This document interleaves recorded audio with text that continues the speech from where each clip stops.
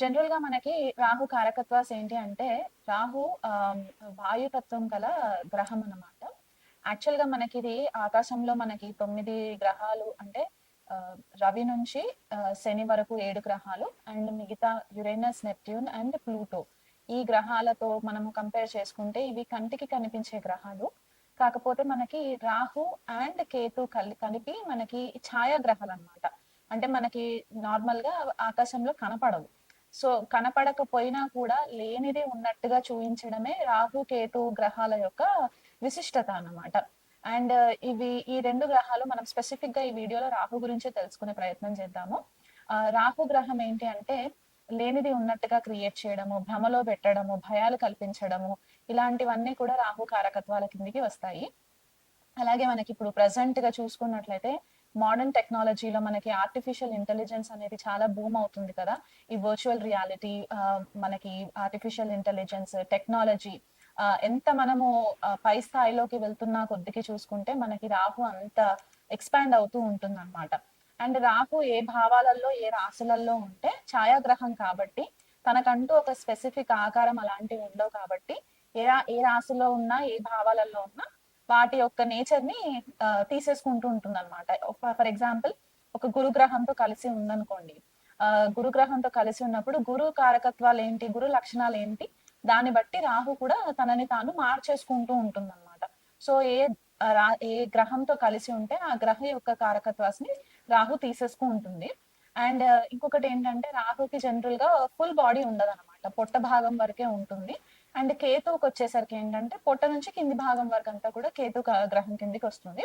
General గా మనకి classics ప్రకారం చూసుకున్నట్లయితే కనుక సర్పగ్రహాల కిందికి కూడా మనకి రాహు కేతుని విభజించడం జరిగిందనమాట.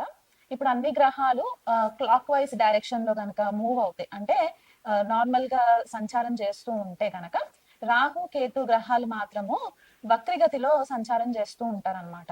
అంటే మనకి గత జన్మలో చేసుకున్న పాపపుణ్య కర్మిక్ బ్యాగేజెస్ ఏవైతే ఉంటాయో అవి మనకి ఈ రాహు కేతు ప్లేస్మెంట్ ని బట్టి మనం మళ్ళీ ఇంకొక జన్మ ఎత్తడానికి కారణం అవుతాయి అన్నమాట. రాహు అండ్ కేతు రెండు గ్రహాలు కూడా.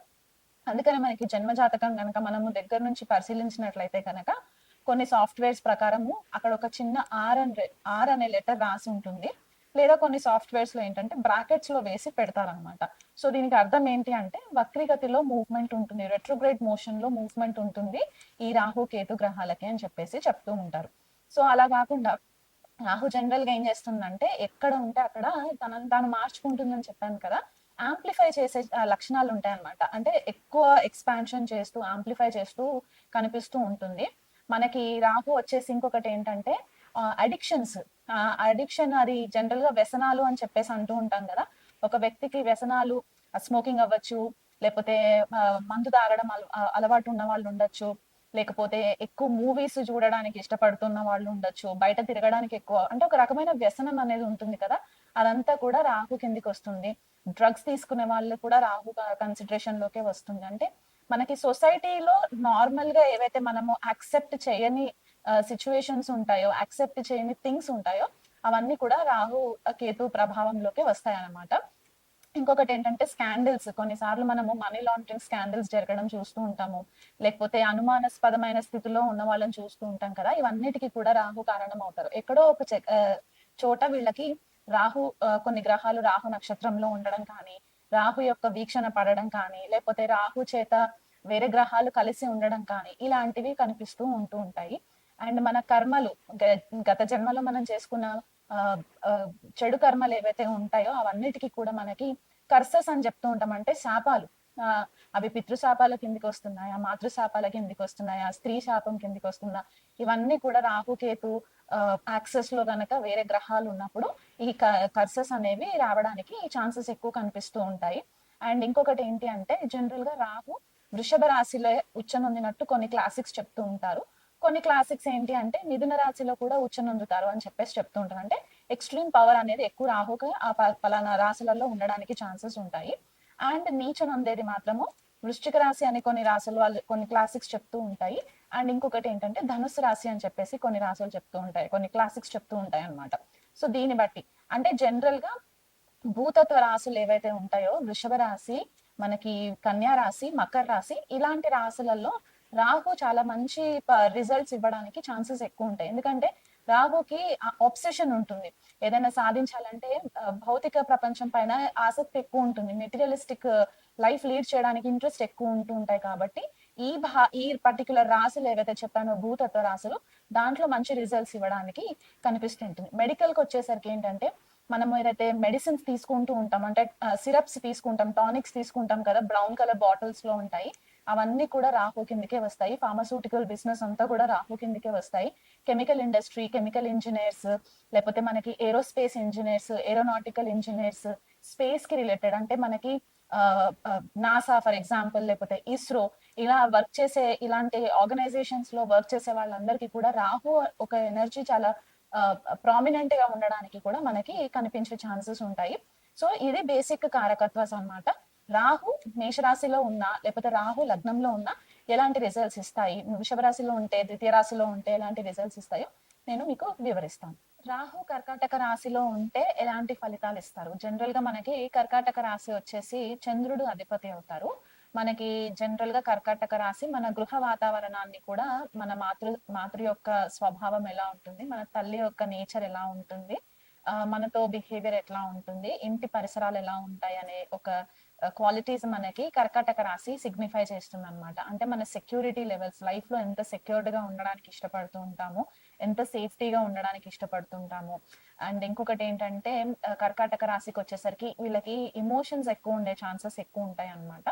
అండ్ ఇక్కడ చంద్రుడు రూల్ అవుతుంది కాబట్టి చంద్రుడు కూడా మనకి మనకారకుడు అని ఎప్పుడు చెప్పుకుంటూ ఉంటాము. సో ఈ రాహు ఎప్పుడైతే కర్కాటక రాశిలోకి ఎంటర్ అవుతుందో చంద్రుడికి రాహుకి కొద్దిపాటిగా శత్రుత్వం ఉంటుంది. అంటే రాహు చంద్రుడిని శత్రువుగా చూస్తాడు కానీ చంద్రుడు మాత్రం రాహుని శత్రువుగా చూడరు. ఎందుకంటే తల్లి ఎవరిని కూడా శత్రువుగా చూడదు కదా. సో ఇక్కడ ఇంచుమించు అట్లాంటి నేచరే కనిపిస్తూ ఉంటుంది అనమాట.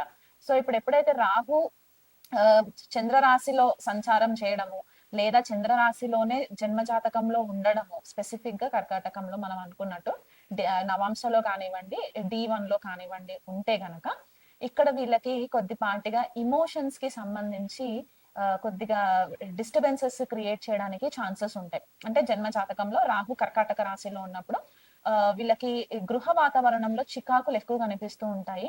కనీసం ఒక 40 నుంచి 42 సంవత్సరాలు వచ్చేంత వరకు కూడా మెంటలీ చాలా డిస్టర్బ్డ్ గా ఉంటారు.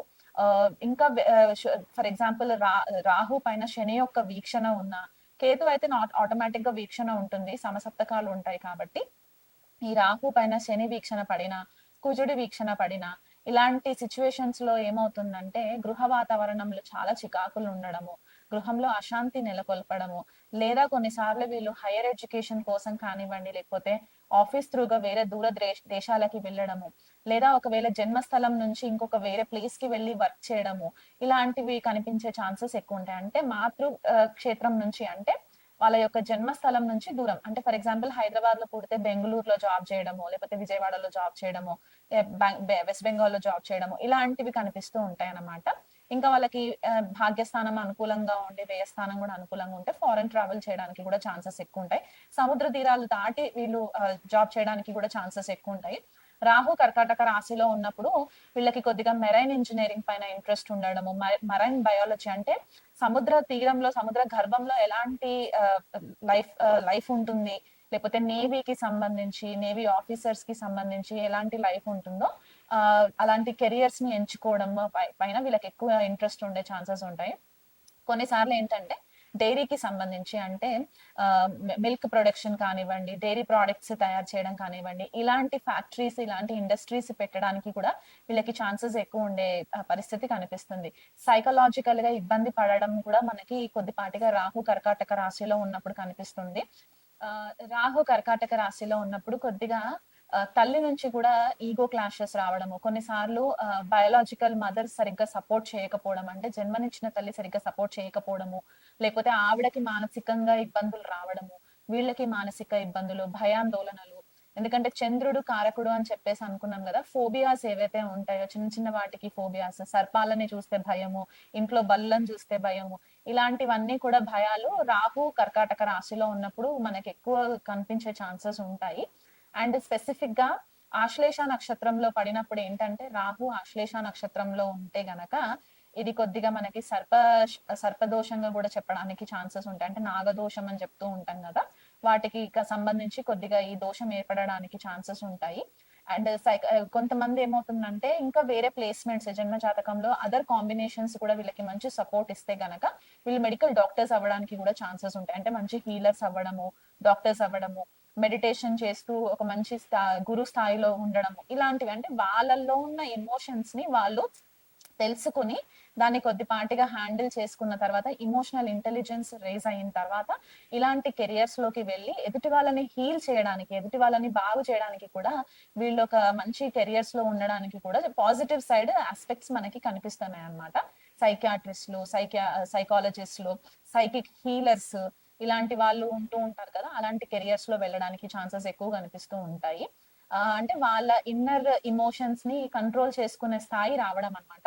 కాకపోతే ఎదుటి వారిని అంత ఈజీగా నమ్మే కాంబినేషన్ అయితే కాదు. అంటే ఎదుటి వాళ్ళు ఎన్ని ఇల్యూషన్స్ క్రియేట్ చేసినా సరే, రాహు కర్కాటక రాశి వాళ్ళు అంత ఈజీగా ఓపెన్ అప్ అవ్వరన్నమాట. చాలా మట్టుకు వీళ్ళు కొద్దిగా అనుమానాస్పదంగానే అందరిని చూస్తూ ఉంటారు. సో, జనరల్‌గా పునర్వసు నక్షత్రంలో పుష్యమి, ఆశ్లేష నక్షత్రంలో గనక రాహు ఉన్నట్లయితే గనక, మీకు దశ అంతర్దశలు స్పెసిఫిక్‌గా రాహు మహాదశ కానివ్వండి, లేకపోతే రాహు అంతర్దశ కానివ్వండి వచ్చినప్పుడు, మీకు కొద్దిపాటిగా ఈ ఫోబియాస్, సైకలాజికల్ డిసార్డర్స్ ఇవన్నీ రాడానికి ఛాన్సెస్ ఉంటాయి కాబట్టి, మీరు ఖచ్చితంగా మీ జన్మ జాతక పరిశీలన చేయించుకొని, మీ దగ్గరలో ఉన్న ఆలయంలో మీకు గురువులు ఎవరైనా ఉంటే గనక వాళ్ళ గైడెన్స్ తీసుకొని మీరు నాగప్రతిష్ఠ గనక చేయించుకున్నట్లయితే గనక మీకు చాలా మంచి ఫేవరబుల్ రిజల్ట్స్ వస్తాయి. ఖచ్చితంగా మీరు నదీ తీరంలో ఉండే టెంపుల్స్ ఎక్కువ విజిట్ అవ్వండి. స్పెసిఫిక్‌గా శివాలయాలు నదీ తీరంలో ఉన్న శివాలయాలు గనక మీరు విజిట్ చేసినట్టయితే గనక చాలా మంచి రిజల్ట్స్ వస్తాయి. ప్రతి పౌర్ణమికి కూడా మీరు నదీ తీరంలో స్నానం చేయడం వల్ల కూడా మీకు కొద్దిపాటిగా ఈ భయాలు తొలగడానికి ఛాన్సెస్ ఉంటుంది. ఒకవేళ నదీ తీరంలోకి వెళ్ళలేను అని అనుకున్న వాళ్ళైతే గనక పౌర్ణమి చంద్రుడి వెన్నెల్లో కూర్చొని లలితా సహస్రనామ పారాయణము ప్రతి పౌర్ణమికి మీరు చేసుకున్నట్లయితే గనక క్రమేపీ మీకు మెల్లిమెల్లిగా ఆ మానసిక రుగ్మతలు ఏవైతే ఉంటాయో అవి తగ్గడానికి మంచి ఫేవరబుల్ రిజల్ట్స్ ఉంటాయి.